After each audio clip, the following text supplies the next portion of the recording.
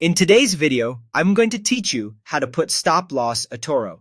A stop loss is a safety net for your trade. It tells the platform to close your position automatically if the price moves against you, helping you limit potential losses without watching the screen all day. Here's how to set one up on eToro using the web platform and what each option means so you can choose the approach that fits your plan. First, log into eToro on your computer. Once you're in, use the search bar at the top to find the asset you want to trade. This could be a stock, a cryptocurrency, a commodity, or a forex pair. Click the result to open the assets page so you can see its chart and the trade button. Next, click Trade or Buy to open the trade window. This is where you set the details of your order. Take a moment to confirm you're on the correct asset and that your position size is what you intend. Inside the trade window, look for the stop loss field. This is the control that defines when the platform should close your position to cap your loss. You can set it in one of two ways. The first option is by rate, meaning a specific price level.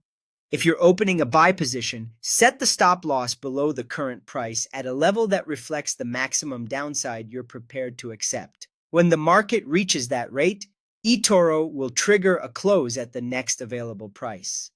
The second option is by amount, which is the maximum monetary loss you're willing to accept on this trade. When you enter a dollar or local currency amount, eToro automatically calculates the corresponding stop price for you based on your position size. This is useful if you manage risk by a fixed amount per trade rather than by chart levels.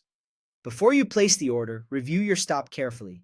Keep in mind that in fast-moving markets, the actual close may differ slightly from your stop level due to slippage or gaps. Also consider typical volatility for the asset. Overly tight stops can close you out prematurely, while overly wide stops can expose you to larger losses than planned. When everything looks right, complete your trade by clicking Open Trade. Your position will be created with the stop loss applied, giving you a predefined exit if the market moves the wrong way. That's all there is to it. Simple, clear, and risk-aware.